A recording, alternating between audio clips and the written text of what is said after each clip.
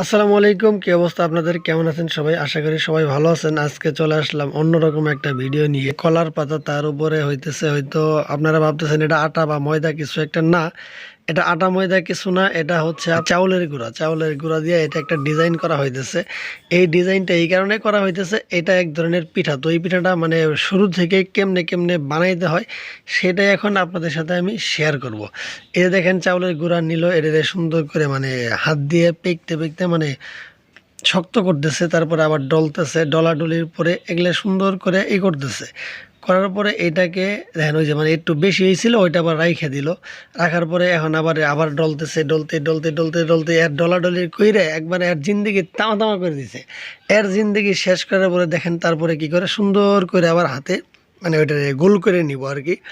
তো এই দেখেন, এটা আবার এখন হাতে সুন্দর করে গোল করে নিতেছে। গোল করে নেওয়ার পরে তো আমি মানে এই পিঠাটা বানানো ফার্স্ট দেখতেছি যে আসলে এই পিঠাটা কেমনে বানায়, তাই ভাবলাম যে আপনাদের সাথে একটু শেয়ার করি যে এই পিঠাটা অ্যাকচুয়ালি মানে কেমনে বানানো হয়। কারণ আগে কখনো দেখি নাই। সুন্দর করে গোল করে নিয়ে আবার একটু চ্যাপটা করে নিতেছে, আবার আবার গোল করতেছে। মানে আমি এই পিঠাটা যখন বানাই আমি দেখে মানে অ্যাকচুয়ালি মানে বলার মতো কোনো ভাষা নেই, আমি পুরাই অবাক হয়ে গেছিলাম যে এটা অ্যাকচুয়ালি কী ধরনের পিঠা বানানো হচ্ছে। বুঝতেছে না? তো একটু তেল লাগাই নিল। তেলটা লাগানোর পরে দেখেন এটা এত সুন্দর করে বেলতেছে, বেলতে বেলতে বেলতে বেলতে এটা মানে যে পিঠার যে একটা ডিজাইন আছে, তো ওই ডিজাইন করার জন্য মানে ওইটুক পরিমাণ মানে বেলতে হয়। এটা ইচ্ছা করলে কিন্তু তাড়াতাড়ি বেলতে পারে। মানে অনেকগুলা বানাইছে, অনেকগুলা বানায় ওই জায়গায় জমা করে রাখছে। তো এটা একজনে করছেন এই পিঠাটা মানে ওই দেখেন রুটির মতো তো বেলছে, সেইটা নিয়ে আবার ওই যে উপরে তেল দিয়ে সুন্দর করে মানে করে নিল। ওইটাও কিন্তু আপনার মানে আর চাউলের গুঁড়া দিয়ে বানাইছে আর কি, যেটা দিয়ে আর কি যে তেল লাগাইতেছে ওইটাও কিন্তু চাউলের গুঁড়ার। তেল লাগানোর পরে তো এই লোকে আবার করতেছে কি, মানে ওই যে কাঠি খুঁজতেছে, যে কাঠিগুলা দিয়ে আর কি ডিজাইন করা হয়, সেই কাঠিগুলা খুঁজে খুঁজে বের করতেছে কোনটা দিয়ে ডিজাইন করবে।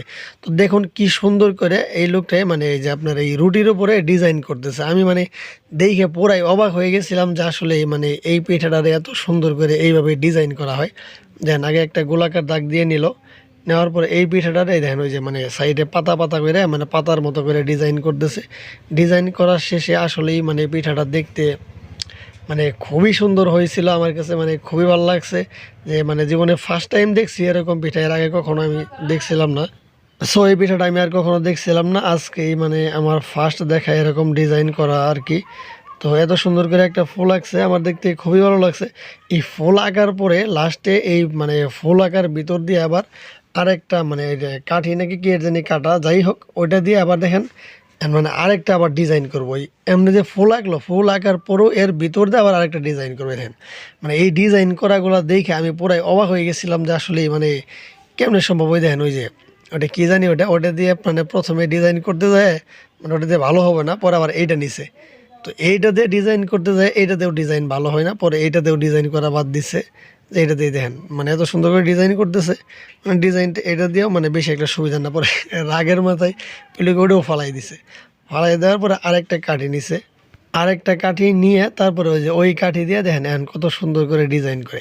আমি দেখে মানে অবাক হয়ে গেছিলাম, দেন কি সুন্দর করে মানে হাত ঘুরায় ডিজাইন করতেছে। সো এটাই হইতেছে মানে ফাইনালি লাস্ট ডিজাইন। এটা হইতেছে ডিজাইন করা প্রায় শেষ, আর অল্প একটু বাকি আছে। এইটুক করলেই ডিজাইন করা শেষ। ফাইনালি ডিজাইনের লুক এই দেখেন কত সুন্দর। আর এই পিঠাটা ফাইনালি ভাজার পরে যে লুকটা আসে সেই লুকটা হচ্ছে এরকম। মানে দেখেন কত সুন্দর একটা পিঠা হয়েছে, দেখছেন? মানে ফাইনাল পিঠার লুকটা হচ্ছে এমন, দেখেন কত সুন্দর হয়েছে।